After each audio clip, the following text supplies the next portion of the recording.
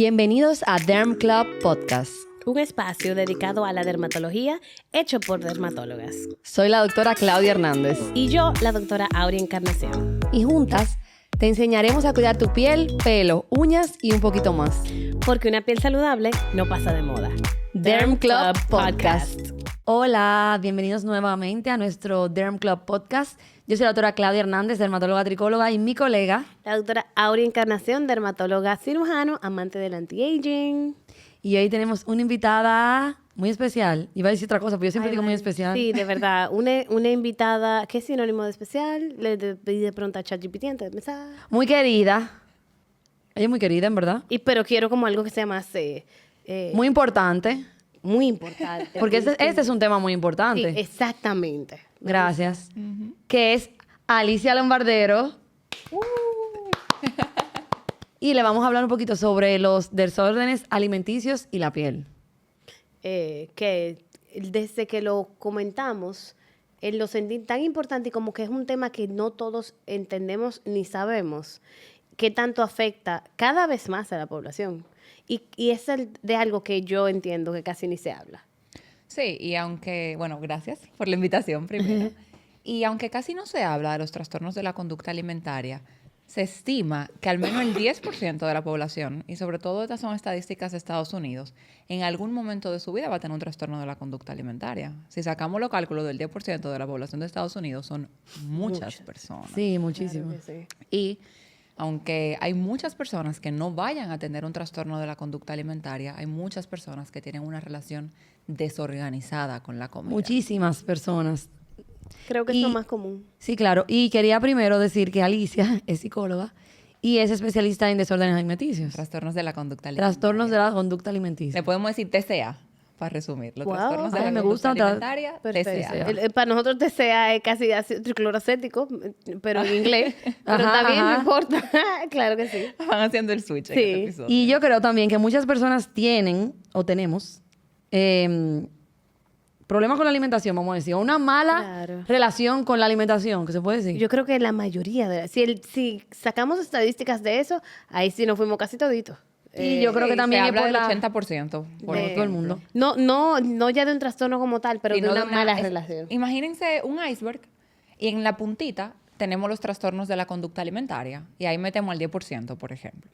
Y luego en la parte de abajo es donde están las personas que tienen una relación desorganizada con la comida, que no es una enfermedad, pero sí puede generar malestar. Y en el ámbito como clínico se le ha puesto como este nombre de malestar normativo, porque lo hemos normalizado. O sea, tener esa relación donde a veces omito comida, paso hambre, o por el contrario, me doy atracones, o cada vez que me junto con una amiga, estamos hablando de lo insatisfechas que nos sentimos con la alimentación, con nuestro cuerpo. Todo eso genera malestar, pero al estar tan normalizado, no se nos dispara como esta señal de alerta.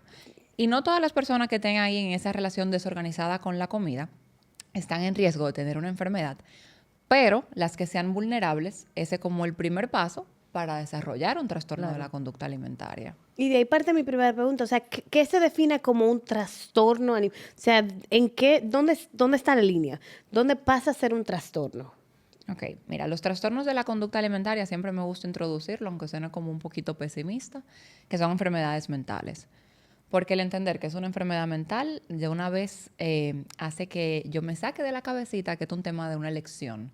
De que una persona que tiene un trastorno de la conducta alimentaria porque quiere parecerse una modelo o porque vio algo en Instagram. No, los trastornos de la conducta alimentaria son enfermedades mentales. Entonces es una condición que afecta cómo la persona se relaciona con la comida, con su cuerpo y con su peso. La verdad que cae pesado eso. Es un trastorno... De la trastorno. conducta No, es una enfermedad. Es una Una enfermedad mental. Exacto, ya automáticamente tú me dices eso. Yo lo digo bajo la percepción desde que iniciamos. Te dije, no conozco mucho del tema, quizás lo voy a hablar desde una perspectiva como cualquier otro oyente. Automáticamente me dices eso. Si yo antes pensaba que tenía un trastorno, ya no lo quiero tener. Ya me voy a quitar el diagnóstico por lo que acabas de decir. No es que, o sea, te estoy hablando desde una perspectiva del oyente. Sí.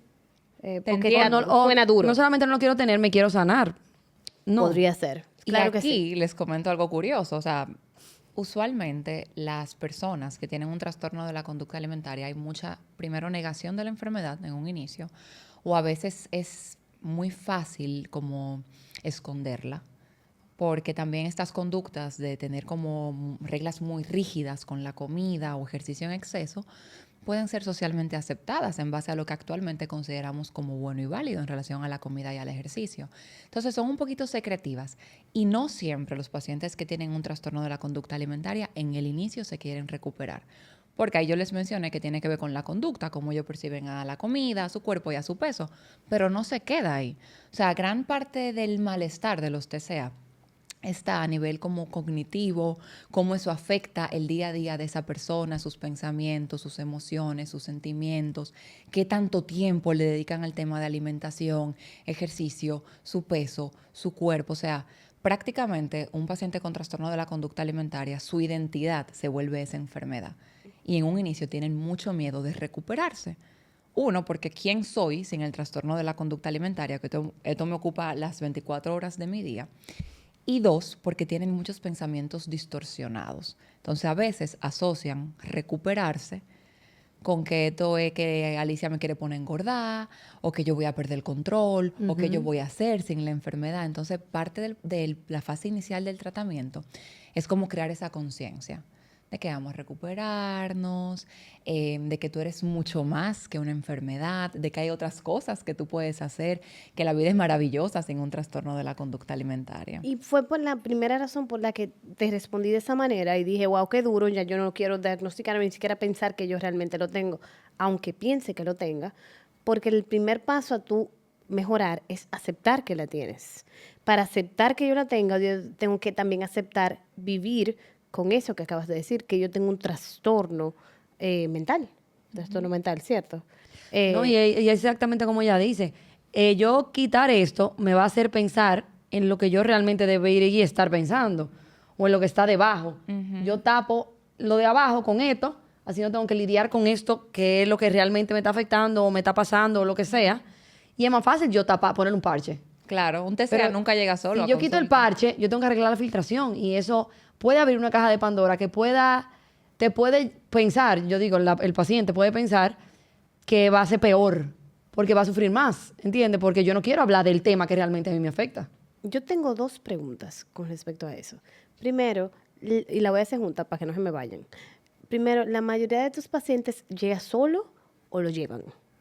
Y segundo, ¿cuál es la edad más frecuente? Ok, la mayoría de mis pacientes adultos llegan solos. La mayoría de mis pacientes adolescentes los llevan. Porque mamá, papá o alguna persona cercana, como el colegio también, ven alguna conducta extraña, ven algún cambio quizás a nivel físico y pues deciden buscar ayuda.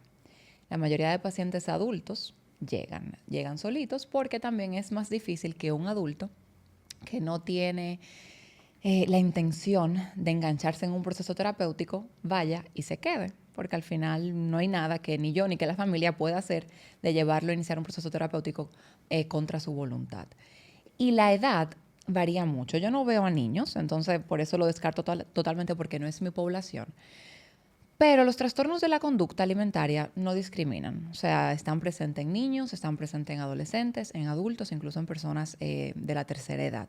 La mayoría de casos que yo veo son personas adultas y luego adolescentes. Y mujeres, me imagino. Y la mayoría son mujeres. Aunque es una enfermedad que parte como de los prejuicios, es que es una enfermedad únicamente de mujeres, cada vez hay más hombres.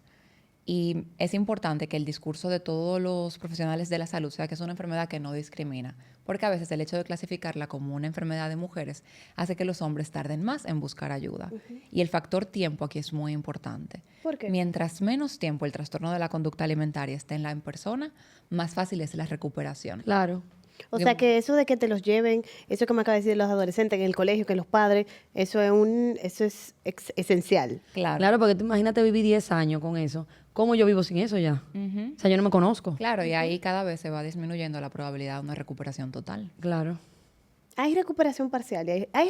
¿Existe una recuperación total de un paciente con un trastorno? Mira, esa fue una conversación súper interesante de hace unos cuantos días con colegas. Y lo primero es definir qué es la sanación. A veces en congresos he escuchado frases que no generan mucha esperanza, de que hay pacientes que no se llegan nunca a recuperar, pero yo sí creo que la recuperación total existe. Y depende, vuelvo y repito, lo que consideremos como estar sanos. En los trastornos de la conducta alimentaria, sobre todo en los que son restrictivos, hay muchas afecciones a nivel física, temas de desnutrición, de desbalances electrolíticos, de temas de la piel, por ejemplo. Se le puede caer el pelo. Y se le nota en el pelo. Es un pelo que incluso la hebra es diferente.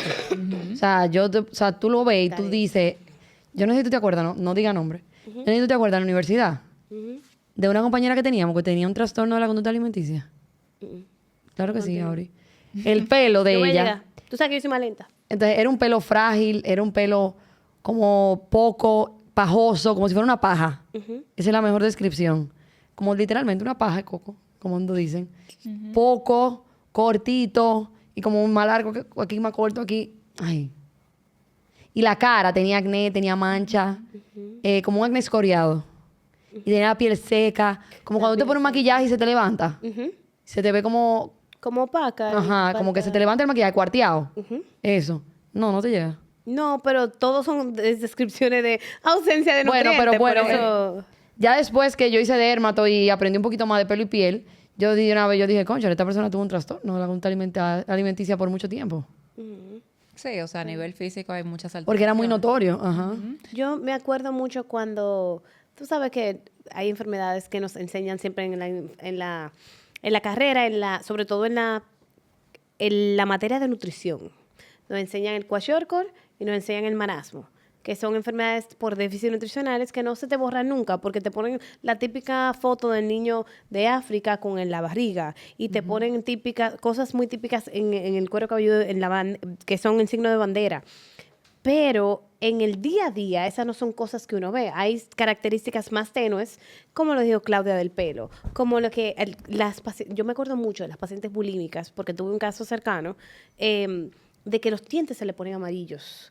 Y también hay un signo que le sale en la mano. Signo de rosa. Ajá. Que eso no se me olvida nunca, porque esa persona, que era una amiga muy cercana, que se recuperó, que Como fue los en la callitos en los adolescencia, nudillos. lo tenía. Y al sol de hoy es una persona que dentro de lo que cabe se recuperó, pero tiene rasgos de que de manera saludable, si eso se podría decir, se mantiene en forma. Pero en el tiempo, en su adolescencia, sí tuvo un tema Claro, en bulimia. y a eso llegamos con el tema de la recuperación. O sea, lo primero es la rehabilitación nutricional. Usualmente todos los daños que se le ocasionan al cuerpo con un trastorno de la conducta alimentaria se pueden revertir con una buena nutrición. Por ejemplo, en TCA no se induce la menstruación con medicación, sino una buena nutrición y que el cuerpo empiece a funcionar adecuadamente. No se le pone ningún tratamiento muy agresivo ni para la piel ni para el pelo, sino vamos a enfocarnos primero en nutrir bien a tu cuerpo y después vamos viendo necesidades específicas. En el caso de dermatología es igual. Cuando vemos un pelo, porque quizá lo que nos llega a nosotros son pacientes, sobre todo con dietas restrictivas, que decidieron hacer la dieta keto. O decidieron inhibir en su totalidad los carbohidratos, o se hicieron una bariátrica. Son déficits nutricionales que hacen por eliminar ciertos grupos alimenticios y nosotros los complementamos con suplementos para fortalecer el pelo, la piel, las uñas y eso. Eso lo vemos en dermatología, como para asociar estos trastornos con hallazgos en piel. Hago el comentario. Pero... Sí, entonces en TCA primero rehabilitación nutricional y que el cuerpo vaya mejorando todo. Y luego está la parte de todo lo que hay adentro, que quizás a nivel conductual ni nos damos cuenta, de que esa persona empieza a tener una relación más sana con su imagen corporal, con su autoestima, que vuelva a tener esa capacidad de conectarse emocionalmente con los demás, de reconocer sus propias emociones, de vivir una vida con más calma, más plena, de disfrutar cualquier tipo de actividad. Entonces, el tema de la recuperación total, pienso que sí, pero esa persona siempre va a tener que tomar decisiones conscientes de o elijo el camino de las herramientas terapéuticas que he ido aprendiendo para solucionar cualquier situación de mi vida o vuelvo a los caminos que el TCA me ha enseñado para gestionar mi día a día. Entonces, puede estar recuperada, pero todos los días va a tener que seguir haciendo un trabajo, un esfuerzo consciente para mantenerse en el camino de la recuperación. Entonces hay otros profesionales que dicen, pues eso es estar realmente recuperado. En mi opinión sí, porque ya el TCA no es un problema, pero tienes que estar consciente de las decisiones que tomas en tu vida diaria. Por ejemplo, en el caso del tratamiento, o más bien el diagnóstico, porque para tú tratar tienes que diagnosticar, se clasifican en diferentes renglones, o sea, no es lo mismo bulimia que anorexia, Sí, que son a 9. grosso modo yo nada más conozco esos dos. Sí, que son los más populares. Son 9 trastornos de la conducta alimentaria. Los más populares, creo que por redes, por cine, es anorexia nerviosa y bulimia nerviosa, pero el más frecuente es el trastorno por atracón. O sea, la mayoría de personas que tienen un trastorno de la conducta alimentaria es trastorno por atracón. Incluso tú coges la población de anorexia y la población de bulimia y las sumas y las personas que tienen trastorno por atracón siguen siendo más. Y Yo creo que yo tengo vamos eso, a, entonces. Vamos a, de hecho, ahí va Claudia, claro que no.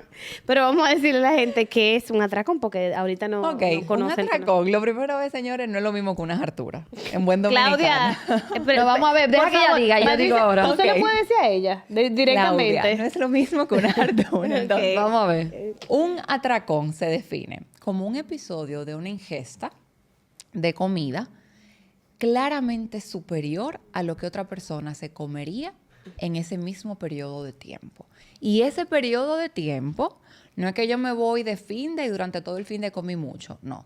Ese periodo de tiempo es no más de 2 horas. Es decir, yo me como una cantidad de comida inusualmente grande en no más de 2 horas. Entonces, ¿con qué viene eso? Viene con una sensación de descontrol, de quizás... Ah, no, yo no tengo eso entonces. Ok. Gracias, Pero yo como- gracias, me encanta. No, yo como muy lento. Tiene que ser como, viene con una sensación de impulsividad, de no puede parar, a veces son Ah, comidas no, rápidas. Tengo un pajón. Para que, Yo quise disimularlo, ¿sabes? Porque, para que no me acaben ahorita. pues. ajá, pero continúa el pajón. Y suelen ser déjame ver. escondidas. Pero Ah, bueno, no, yo no como contigo.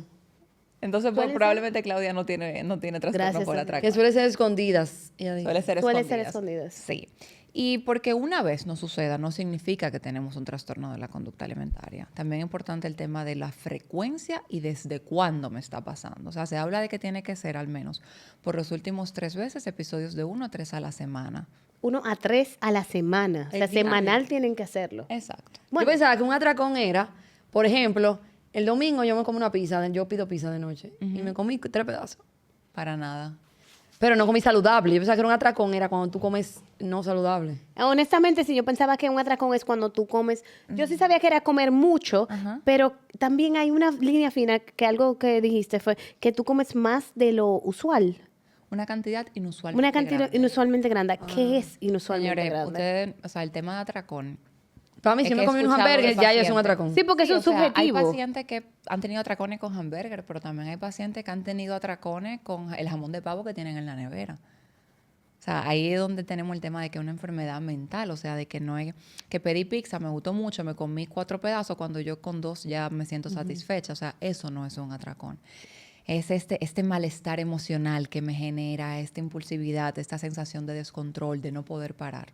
O sea, que tengo anorexia, bulimia y atracón. Y el así mismo. trastorno por atracón. Entonces, Trastorno por anorexia se define por esa restricción de la ingesta energética, es decir, de la comida, que está influenciada por el miedo a ganar peso y por el deseo intenso de perder peso. ¿Ok? Entonces, en la anorexia es más que nada por la restricción. ¿Ok? Luego en bulimia tenemos episodios de atracón, Por eso, ¿en qué se diferencia? porque en el atracón tú tienes esa ingesta inusualmente grande y ahí se queda. En la bulimia, tú después vomitas. Ya entiendo. viene una conducta de compensación, que una de las conductas de compensación es el vómito autoprovocado, pero hay más. El mal uso de laxantes es una forma de compensar. Estoy viendo a mi Claro. amiga. Ella me daba clase de laxante. Y tenemos como 14 años. O sea, hay pacientes que tienen bulimia y nunca han vomitado. Y la compensación es a través de laxantes o mal uso de diuréticos o ejercicio en exceso. Me comí algo y salgo a correr 10 kilómetros a las 9 de la noche. O al día siguiente me paso 4 horas en el O gimnasio. sea, tiene que haber alguna compensación por ese atracón. Exacto. El que Los trastorna- ayunos también es una forma de compensación. Ah, pues yo soy bulímica. Pero espérate, Claudia. Continúe, por favor, ayúdanos. Ayúdame. Porque si un día tú te levantas y tú dices, no tengo hambre, me voy a saltar el desayuno. Y lo que tú estás haciendo es una comedora intuitiva. Si no tengo hambre, yo sé que ahorita voy a almorzar, no desayuné, ok. Cuando es como una conducta de compensaciones, que tomo esa decisión intencional de voy a ayunar, no voy a comer porque sucedió esto, aunque Sí, pero pase yo, sí- hambre, yo he hecho aunque eso mi me vida mare. entera. Si comí mal el domingo, por ejemplo, yo digo, no voy a comer lunes ni martes. Come el miércoles, otra vez. Pero ayuno de Voluntario, sí, sí, sí. pues quizá tú probablemente anda por un tema de relación desorganizada con la comida. Me va a pasar tu secretaria, por favor, para ayudar a mi amiga aquí públicamente. Que, por cierto, dijo en un episodio que grabamos que quiere 15 libras menos. Así No, que, ya, entonces aquí yo para te que vaya pregunto anotando. algo. Después que tú haces todo día de ayuno, ¿qué pasa el tercer día? No, yo como bien. Tú comes normal. Normal. Ok, y ese comer bien y normal, ¿cuántos días te dura? No me dura muchos días. ¿Te dura muchos días? Sí, sí. 7 días, Más. me puede 2 durar. semanas. No es semanal. 2 semanas y después vuelve a comer algo que te hace sentir culpable Exacto. y reiniciamos el ciclo. Ajá. Ok. Entonces, al parecer ese método no está funcionando. Pero es que eso que me hace sentir culpable es algo que no sea saludable, Ajá. pero que en verdad, que yo me lo coma quincenal o una vez al mes, yo me lo merezco. Exacto. Entonces, como tú te lo mereces, no deberías compensar con ayuno. Pero que después me inflamo. Ahí es donde Ella está... acaba en el 80. Ella Que no es un acaba- trastorno. Parece. Pero no te sientas mal por estar en el 80, Claudia. No es que yo no me siento mal. Ay, yo porque- estoy en el 80 también. Y yo lo que no me estoy Claro. desengañando, No, pero yo estoy segura que yo tengo un esto- trastorno. Algo. estoy en el Yo sé, yo 80. tengo algo Claro, yo tengo. y eso viene, señores, de todo el bombardeo de información que No, tenemos. yo te iba a decir, yo le iba a decir ahorita, eso viene también de nuestra infancia.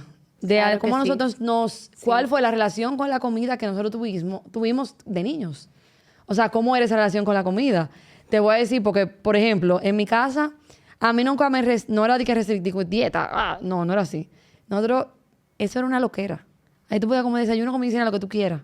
De todo. Ahí había, en esa despensa, habían Pop-Tart, habían Rice Krispie, habían todo lo completo de todos los sabores, de toda la cosa, de todo el azúcar del mundo. Cada casa Eso en era y muéranse de Disney. azúcar. ¡Guau! Disney. Así era, así Disney.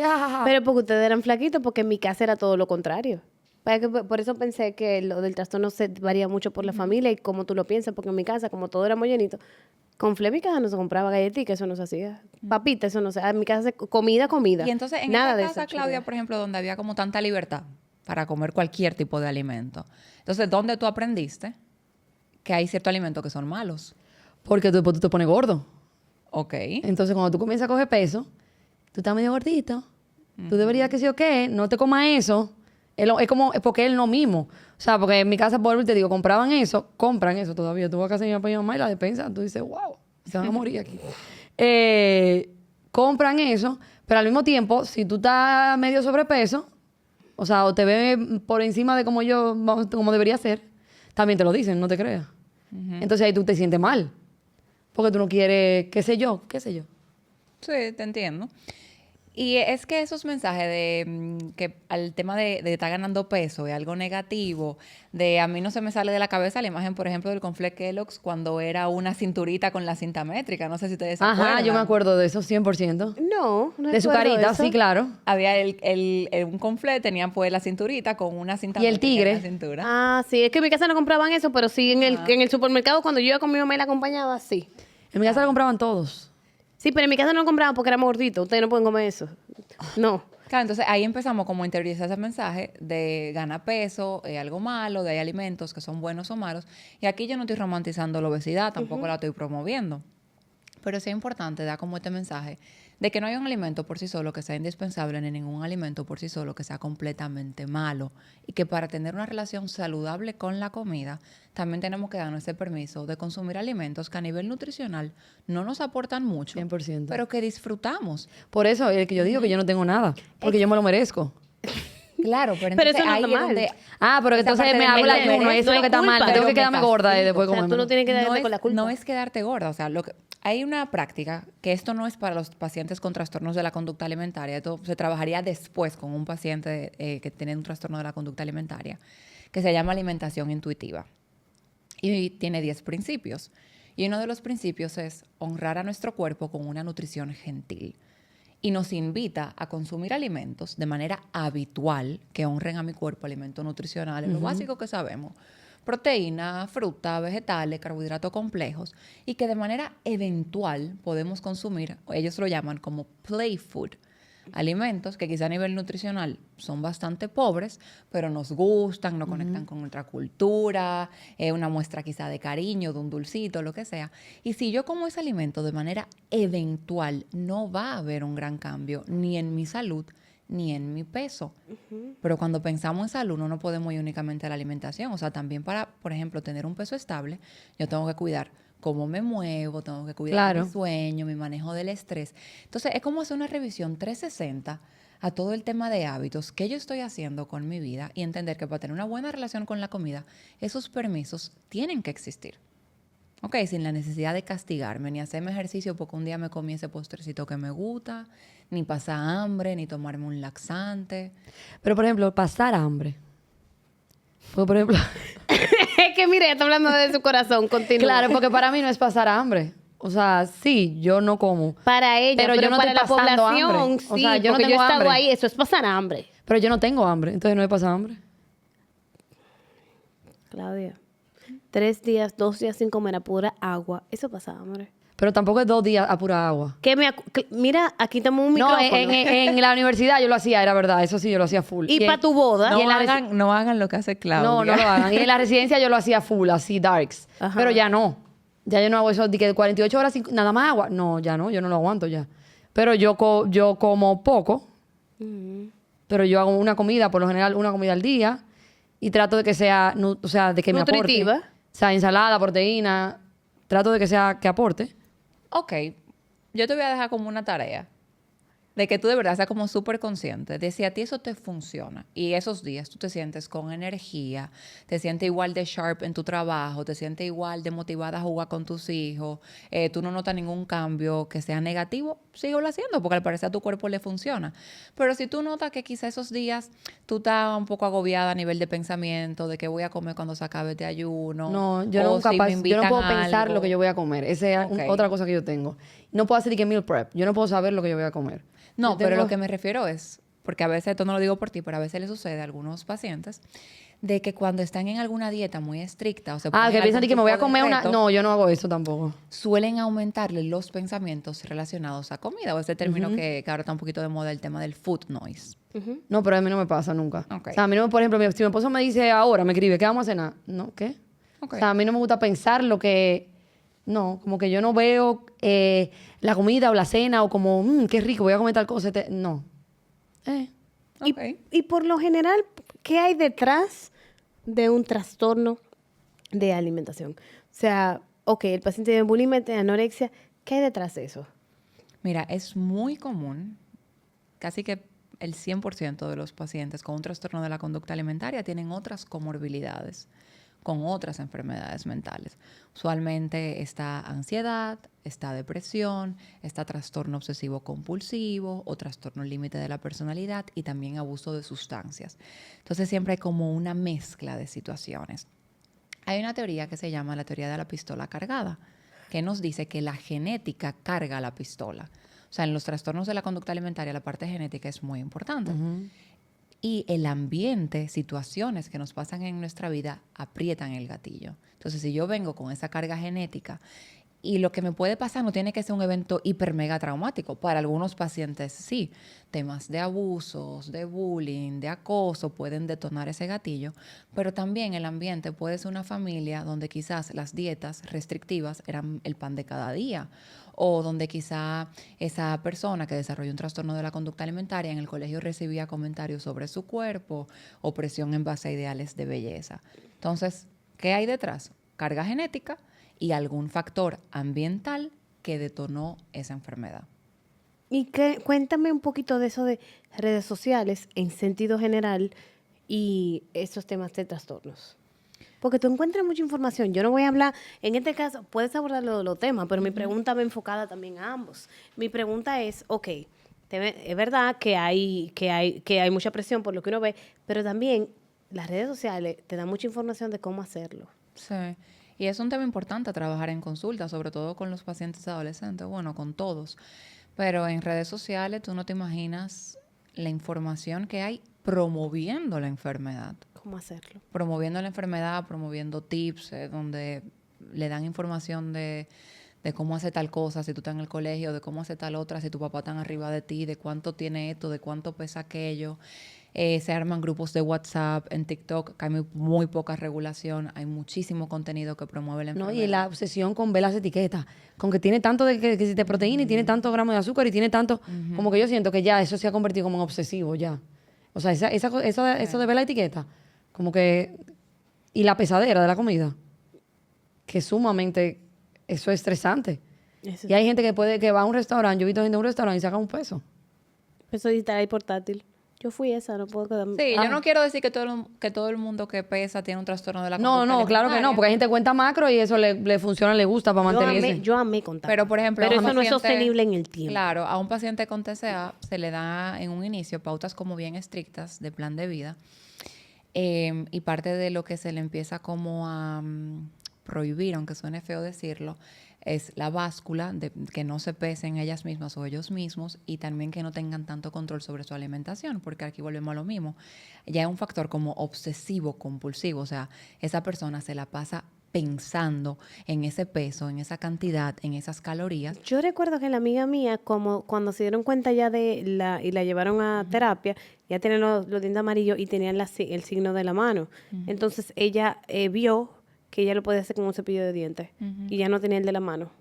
Entonces ahí porque es como evolucionan. O sea, ellos buscan la forma de mantenerlo, pero sin que el otro se entere igual. Y no se me olvida, ella me lo dijo eso, porque ahora estoy usando un cepillo de dientes y mamá. Sí, el y yo, nutricionista casi siempre al inicio del proceso es el enemigo número 1 del paciente.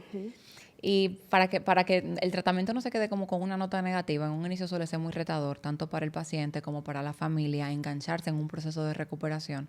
Pero la verdad es que vale mucho la pena. Hay que ser realistas y tener expectativas claras de que dentro de las enfermedades mentales no es un tratamiento instantáneo. A veces, por ejemplo, un paciente con una ansiedad específica, que tengo miedo de hablar en público, va a 12 sesiones terapéuticas y le va mucho mejor con su miedo. Pero un TCA se habla de un proceso de años. A nivel estadístico, la recuperación es a partir de los 3 a 5 años. incluyendo si es temprano en adolescentes. Estamos hablando a nivel estadísticas. O sea, a veces hay casos que en un año tuvo una recuperación parcial, se le da un alta y bueno, nos vemos cada 6 meses. Por ejemplo, casos que llegan cuando tienen muy poco tiempo con la enfermedad, cuando la familia se involucra mucho y se adhieren muy bien al plan de tratamiento. Pero a nivel estadística se habla de 3 a 5 años. Eso no significa que hay que esperar 3 años para una diferencia. No. O sea, a medida que el proceso va avanzando, vamos a ir habiendo avances. Pero para una recuperación total, dentro de los tratamientos, es relativamente largo. Y el tratamiento es igual, sea un caso de atracón que un caso de bulimia. No, tiene diferencias. Y en salud mental hay muchos profesionales que hablan como de su malestar a etiquetar a los pacientes, pero en TCA es necesario saber qué trastorno es. Claro, porque dependiendo de eso va a ser el abordaje. Es distinto. Aunque obviamente hay muchos factores en común, el tratamiento es diferente. Entonces sí hay que hacer un diagnóstico de qué trastorno de la conducta alimentaria tenemos y ese diagnóstico puede cambiar, porque también es normal que hayan como mutaciones, que se haga como un bailecito de que una paciente puede empezar con anorexia nerviosa y de repente la tengo con atracones y compensación. Pero, por ejemplo, un paciente que tiene atracón, que tú dices que come una cantidad por encima de lo normal, digamos, y no puede parar, o sea, es que no puedo parar, tengo que seguir comiendo, aunque yo me sienta satisfecha, tengo que seguir comiendo. Correcto. Eso es. Y entonces, y esas personas no vomitan, porque tú llega un momento que cuando uno come mucho, uno, qué sé yo, está incómodo. Y tú puedes vomitar por una hartura muy grande. No. No. Las personas que tienen episodios de atracón y tienen el trastorno por atracón, no hay un método de compensación después. Se acuestan, se relajan. O sea, yo dejan digo que el vomitar malestar a pase. propósito, sino involuntariamente. Bueno, pero ahí se pregunta el paciente. Ah, ok, O sea, si porque es un caso de eso- que fue involuntario, bueno, se dio una respuesta natural de tu cuerpo. Porque tú dices, no puedo parar, pero tú tienes que poder parar porque no te cabe más. Por eso no te en un para, punto. pero es que ya. no quiero como poner más detalle para no invitar al morbo. para no dar idea. Pero un atracón puede ser, me comí una pinta de helado, me comí algo que incluso estaba congelado porque fue lo único que encontré. Ah, ya. O sea, no es necesariamente porque es algo rico. No. Ya entendí, No necesariamente ok. algo rico. No, porque no es por nada. A mí no me gusta el jamón de pavo. ¿Y qué? ¿Se va a dar un atracón de jamón de ¿Quién pavo? se va a dar un atracón de No, Eso, o sea, yo y así también Pero podemos ahí ver que se entendí. da atracones de algo muy rico, que de un drive-thru muy delicioso, pero también el keto fue el único que encontré y tuvo ese episodio de atracón. Entonces, a ese paciente, ¿qué se le tiene que enseñar? Se le enseñan herramientas para gestionar a sus emociones, que no sea el recurso de la comida. Se trabajan otras No, comodidades. yo no tengo eso. Gracias. Claro, estaba porque- preocupada con Claro, este tema. yo tengo algo que mi esposo dice que yo soy como los ratones. Y es verdad, yo puedo tener deseo de comerme un chocolate. Y tener mucho deseo, mucho deseo. Yo le puedo dar una mordida así, mira.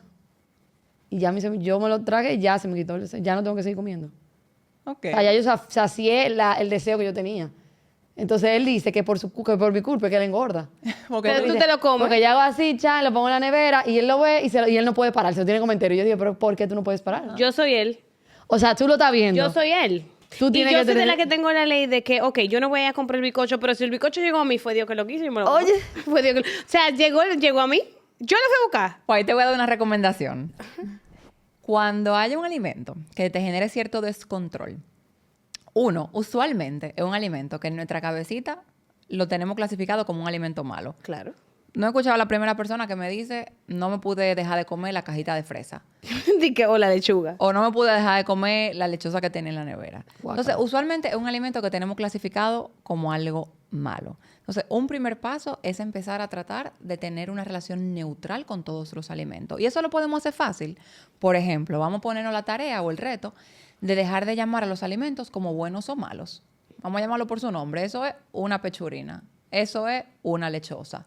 Listo. Entonces, paso uno es O eso. sea, eso es un cookie cake de Queen is my thing. Listo. Ok, sí. Listo. Ok.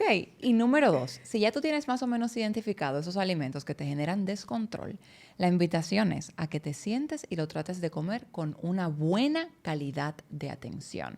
Que ese bizcocho que llegó a tu casa, tú no abras la nevera, lo cojas y te lo vayas comiendo para en lo que tú vas pensando que vas a cenar. O viendo televisión. O viendo televisión. Tú vas a coger tu bizcochito, te vas a servir la porción y te vas a sentar a comer. A comerte eso. Yo hago eso, ajá. Ay, yo y no le digo hago mucho a eso. mi esposo, claro, que él tiene que hacer eso. Y le digo, tú no puedes comer viendo televisión.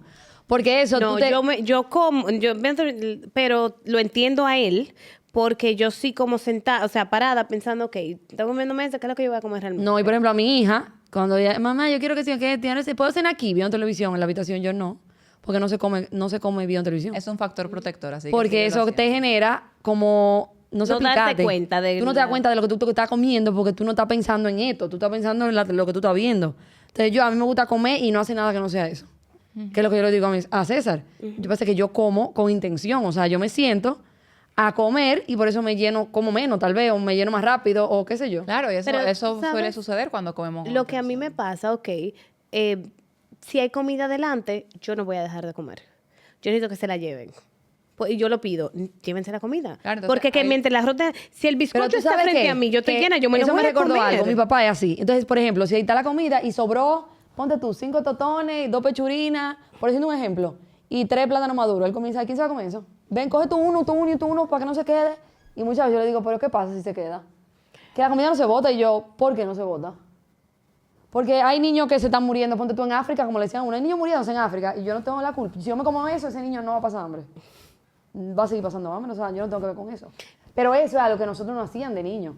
Como Claro, y cómete, entender cómetelo que- todo. Cómetelo todo, exacto. Yo tengo Tú te lo esa tienes mala que comer costumbre. todo. Aunque tú estés así, te lo tienes que comer todo. Yo tengo esa costumbre. Claro, y yo no esas puedo dejar pautas, cosas en el plato. Por ejemplo, ese mensaje de mamá y papá, que es muy común, de que hay niños pasando hambre, la comida no se bota, nos lleva a desconectarnos de esa capacidad que tiene nuestro cuerpo de autorregularse. O sea, nosotros nacimos con la capacidad de saber cuándo tengo hambre física y cuándo ya estoy satisfecho. No necesitamos una tablita que me diga, tú tienes que comerte 4 onzas de esto. O sea, nuestro cuerpo vino preparado para eso. Y por pautas, como cómetelo todo, o si no te comes esto, no va a tal lugar, o si no te comes esto, no te doy tal otra cosa, nos vamos desconectando de esas señales. O también cuando empezamos a hacer dieta, quizá en la adolescencia, que me ponen una porción, que me quedo con hambre, y es como, bueno, tengo que aguantarme el hambre porque esto es lo que me toca. Entonces, comer con atención me ayuda a volver a reconectarme de esas señales de hambre y saciedad. Incluso puede pasar algo que creo que te pasa a ti, y es sentir más placer comiendo. Claro. Fíjate como tú dijiste, le doy una mordida. Ya, eso es delicioso. Ya yo Me siento ya satisfecha con ese saborcito del chocolate. logré lo que quería. Yo me lo como entero. El Milky Way entero. ¡Chua! Yo puedo tener Pero a una partir de ahora va a ser porción. diferente. Eso- No, bueno, yo puedo tener una es porción de verdad. bizcocho y a mí se me daña. Porque yo me voy a dar una cucharada y tal vez me dan todos en 3 días. Y voy a dar una cucharada y ya. Y si se dañó, se dañó. No, todos los días hay que comérselo hasta que se No. acabe. No me lo come todo junto, pero todos los días hay que comer hasta que se acabe. Y volvemos al punto 1, o sea, no es porque sea bueno o malo, que nada más me voy a comer un poquito, no, es porque voy a conectar con mi nivel de saciedad y cuando me sienta satisfecha, paro. Y yo sé que si mañana se me vuelve a antojar, mañana puedo volver a comérmelo y no tengo que ir con esa mentalidad de lo tengo que aprovechar porque ya me mandaron este bizcocho y ya yo el lunes que viene voy a empezar dieta y no voy a comer Ay, la dulce. dieta de los lunes. Que de los pleitos de San mío eran esos. Que yo le decía, por tu culpa es que yo engordo. Porque yo no puedo estar y que me lo tengo que comer, porque si no César se lo va a comer. Yo no puedo estar así. O sea, yo tengo que poder saber que yo dejé algo ahí y que mañana, pasado, traspasado, si yo quiero, está ahí. Ay, no. Pero no di que... mira, ay, no, porque él siempre dice esa frase que la usaban mucho, él y su hermanito, que eran bien gorditos. Ajá. Di que el que termina primero ayuda a su compañero. Cuando estamos comiendo, él siempre dice eso, siempre.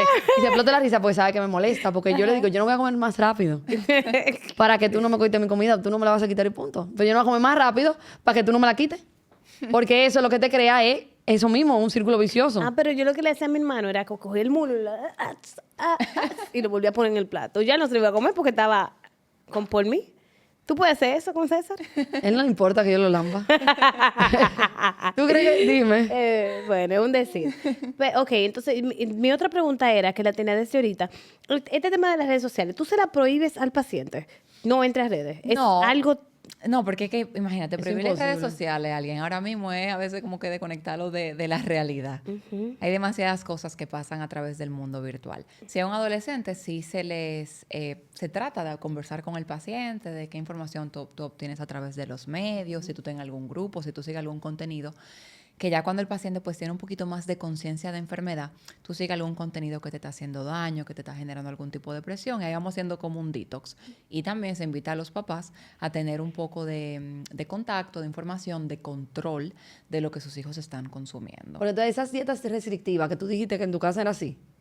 En mi casa, martes y jueves, se cocinaba arroz, lunes, miércoles y viernes, carne y ensalada. Entonces, yo lo que hablaba con la doña era que hiciera papita frita o fritico, pero poca cantidad para que papi y mami no supieran. Y me comía como los friticos. Y ya no había evidencia porque eran pocos. Y ya. El día que tocaba carne y ensalada. Ajá, entonces un chin de fritico, pero, ¿sabes? Por abajo. Pero, por ejemplo, desayuno, no...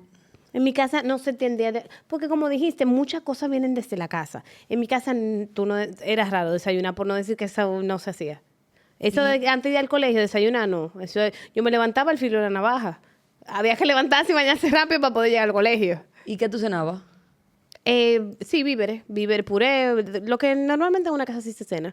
Eso sí era lo normal. Pero no lo era tan usual. restrictiva, eso es normal. No, pero en mi casa, tú sabes, en la mayoría de las casas compran mucha comida en caja artificial. Como dijiste, Pop-Tart, conflé. En mi casa eso no se comía, era comida cocinada. En mi casa yo no tengo la costumbre de comer chuchería por amor al arte. Oreo. Papita, no había eso, papita, no, galletica. hojuelita, galletica. No. Ay, en mi casa sí. No. Y refresco, uy.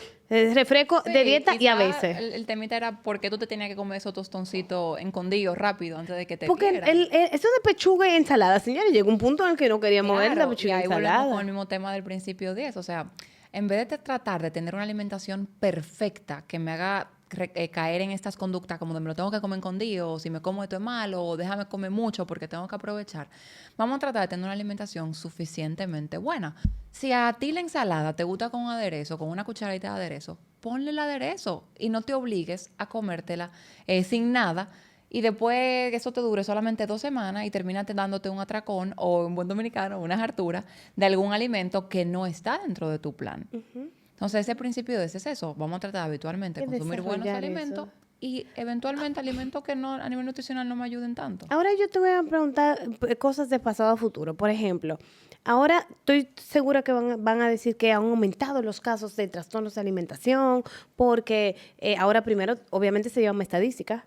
Obviamente tenemos más acceso a esos números y te van a hablar de que las redes sociales son lo que está llevando a que ese aumento suceda. ¿Qué cambios positivos tú ves en eso también? En esta exposición que hay, hasta de lo mismo de las redes, ¿qué avances positivos ha habido en eso de los trastornos?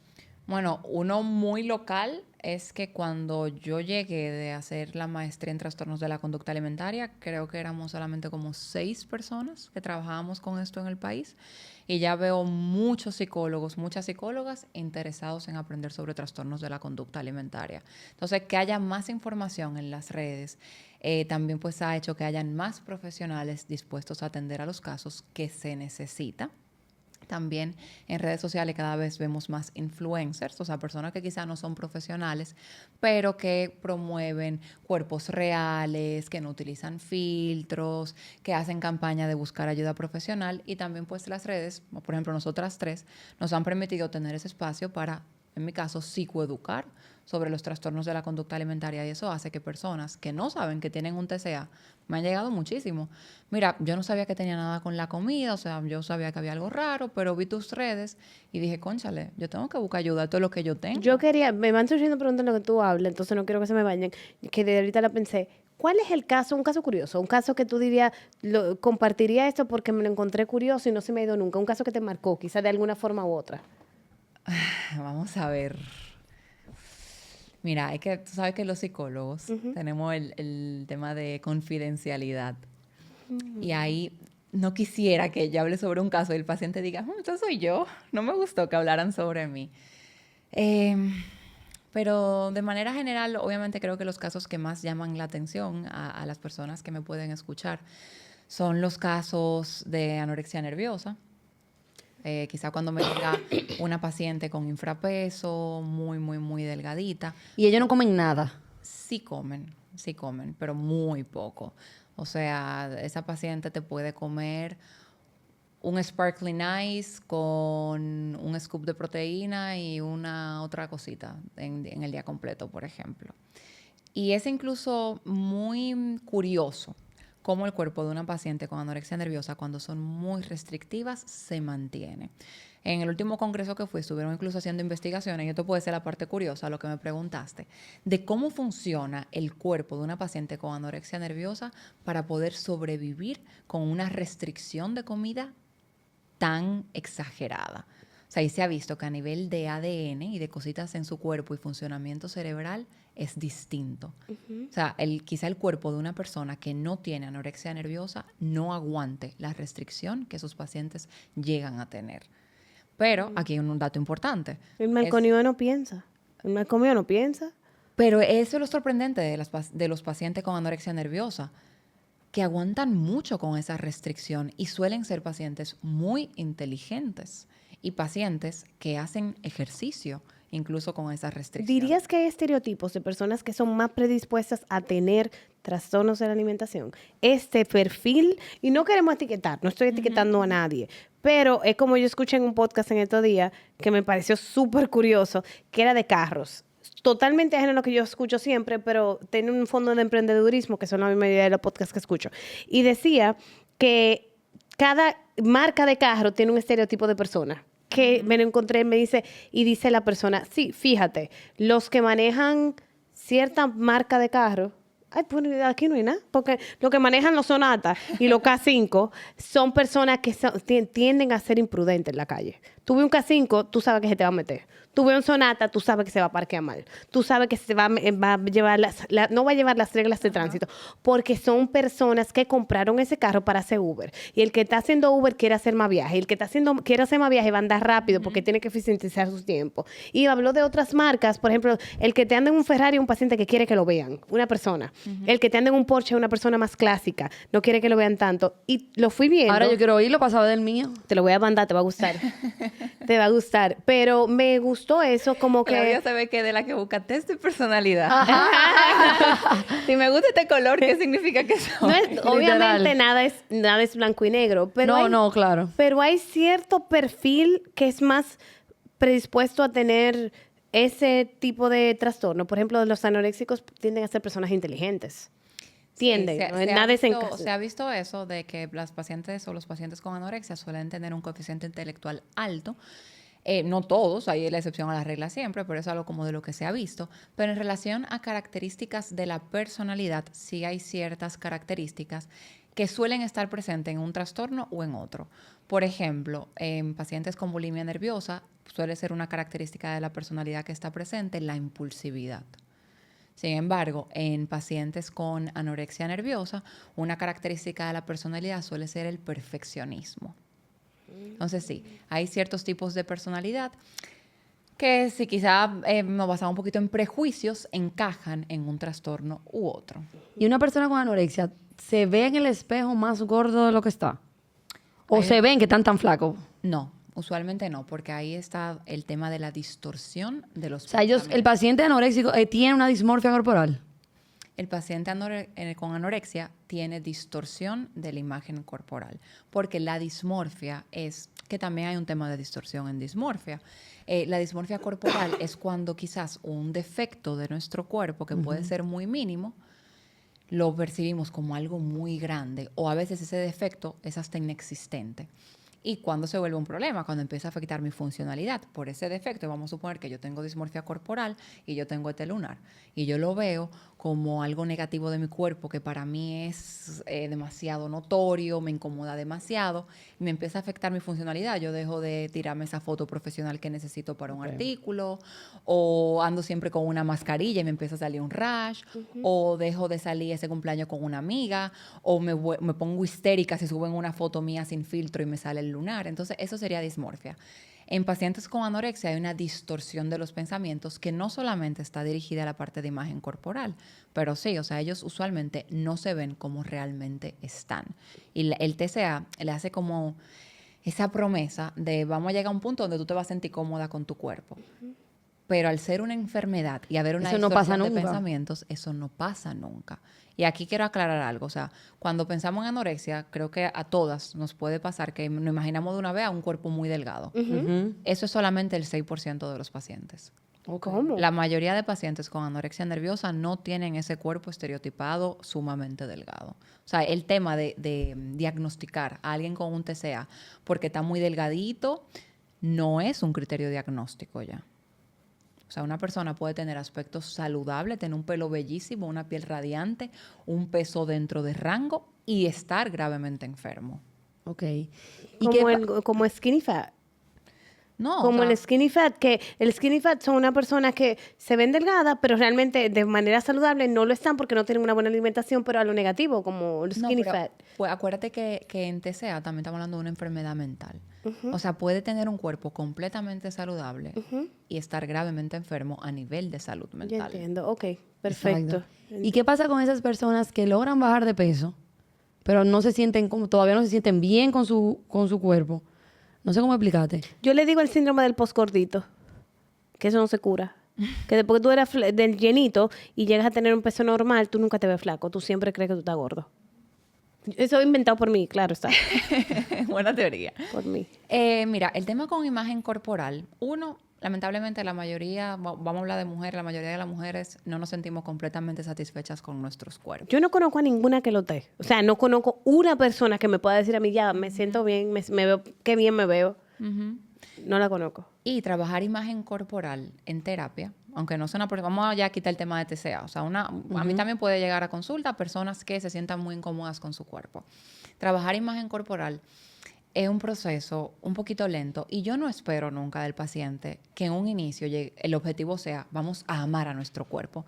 Porque la realidad es que con toda la información que tenemos, con toda la presión que hay de ideales de belleza, quizá llegar a ese me amo completamente no sea una realidad. Pero hay una práctica que sí me gusta mucho, que es la de empezar a trabajar con el concepto de cuerpo funcional. De que esa paciente, por ejemplo, aunque no se sienta completamente cómoda con el aspecto de sus piernas, entienda que tiene un cuerpo funcional, que igual puede ir a ese cumpleaños, que puede ir a esa playa y disfrutar con sus hijos.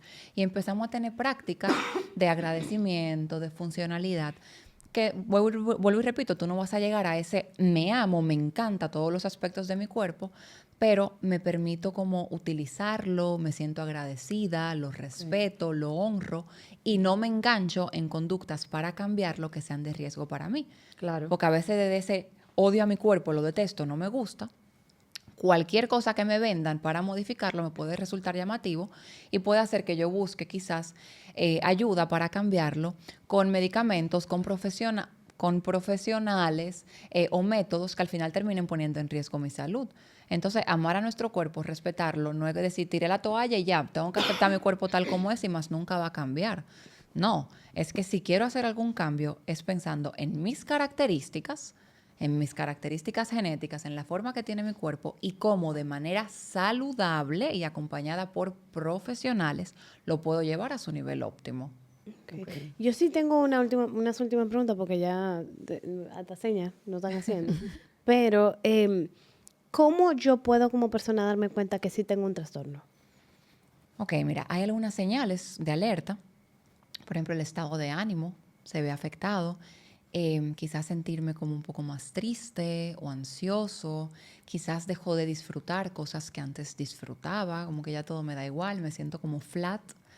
A nivel de conducta alimentaria, si me doy cuenta que tengo muchos pensamientos relacionados a comida, pensamientos que me generan preocupación, ansiedad, si de repente dejo de consumir grupos completos de alimentos. Yo antes disfrutaba, por ejemplo, desayunarme con un sándwich y ahora de repente me da demasiado miedo comerme ese pan o me preocupa mucho comer carbohidratos. O si quizás antes yo comía con mi familia y ahora como estoy haciendo cambios tan drásticos en mi alimentación, busco la manera de, ay, miren, ya yo no voy a poder llegar, o no, yo voy a comer un poquito más tarde que estoy haciendo una tarea y empiezo a tener como esos cambios abruptos en mi forma de relacionarme con la comida. Un indicador que aunque no tiene que suceder siempre, ya sabemos que no es un criterio, si también veo cambios significativos en mi peso de manera rápida, ya sea subidas o bajadas.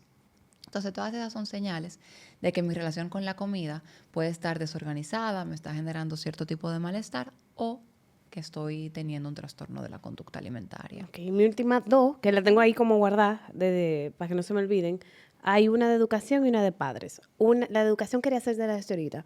¿Se te han acercado colegios? Colegios hablando, porque yo siento que esto del trastorno de alimentación es más que nada obviamente hay terapias, pero tú quieres prevenirlo. Y la forma preventiva es educando. Y la psicología en esas edades es importante. ¿Se te han acercado colegios para que des alguna charla? ¿Es una preocupación en el sistema educativo de nosotros? ¿Ha aumentado el auge, como dijiste ahorita? Hay espacio para mejorar en el tema de que se me han acercado.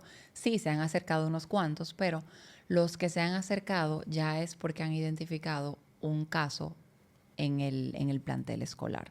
No porque dan ese tipo de educación. No por prevención. Pero tú sabes que ya muchos colegios, por ejemplo, el colegio de mi hija no venden refresco, no venden jugo. Sí, yo conozco varios. ¿Sabes? Muchos colegios así. Tú vas a la cafetería y tú no consigues mucha comida Pero chatarra. entonces, el problema de eso es justamente lo que estaba diciendo ahorita, que lo están tachando como malo.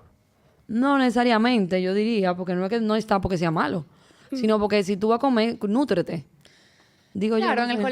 el colegio al final no es el 100% del día de un niño. O sea, Claro. en el colegio quizás se pueden hacer responsables de tener alimentos disponibles que sean nutricionales y quizás más mamá y papá encargarse de dar ese discurso de que no hay alimentos buenos o malos, quizás adoptar ese concepto que yo mencioné ahorita de play food, de mira María, vamos a merendar hoy la manzana, y luego en la cena podemos comer un poquito de este alimento que es play food, y acuérdate que el play food no lo comemos siempre, sino lo comemos a veces, y los alimentos en vez de clasificarlos como buenos o malos, darles educación a los niños de este te da energía, este te ayuda a correr más rápido en el fútbol, este lo otro. Eso mismo, ese era mi último. ¿Qué consejo le darías a los padres? Porque esto es preventivo. Claro, y es a los papás, no es que no hablemos de comida, no es que no hablemos de los cuerpos, pero cambiar un poquito el discurso, que no sea, no te coma eso porque te va a poner gordito y que sea más, cómete esto porque te va a dar energía, o vamos a comer más de esto porque te va a hacer un niño más fuerte, y esto lo podemos comer, pero de vez en cuando porque es un alimento que a nivel nutricional no nos aporta tanto. Okay. Y a nivel de físico, en vez de hacer comentarios en base a la apariencia física, vamos a hacer comentarios en base a las habilidades del cuerpo de ese niño. Tú tienes un cuerpo fuerte, un cuerpo ágil. Y a veces uno peca sin querer. Porque, por ejemplo, yo esta mañana que me puse la ropa, iba bajando la escalera y dije, ay, qué gorda me siento. Y mi hija estaba ahí al lado de mí.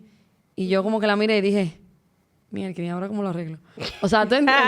Sí, y eso es un punto importante porque la imagen corporal, aunque ya como adultos es mucho de mi autopercepción, cuando somos niños se va creando de lo que yo veo y escucho en figuras Claro, como mamá y papá. 100%.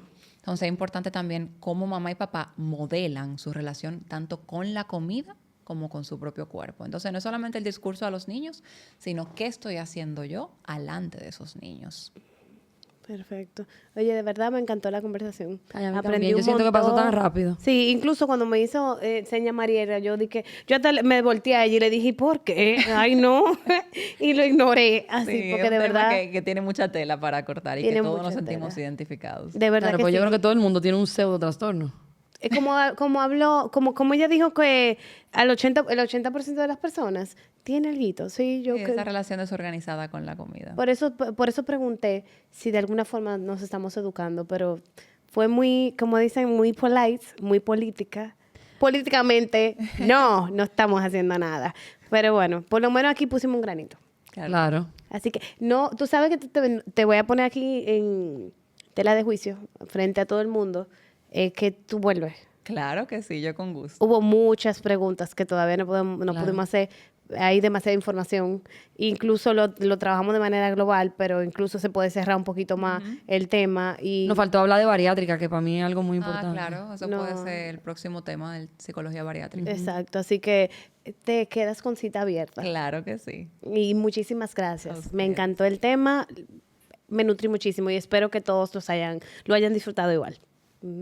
Entonces, nada, muchísimas gracias por estar aquí con nosotros. Les invitamos a que nos den follow, like, mándenselo a una amiga, a todo el que ustedes conozcan, en verdad. A todo el que este es un tema demasiado amplio. Mándanselo a su mamá, a su papá, porque ellos dos fueron los culpables de que usted coma como usted come.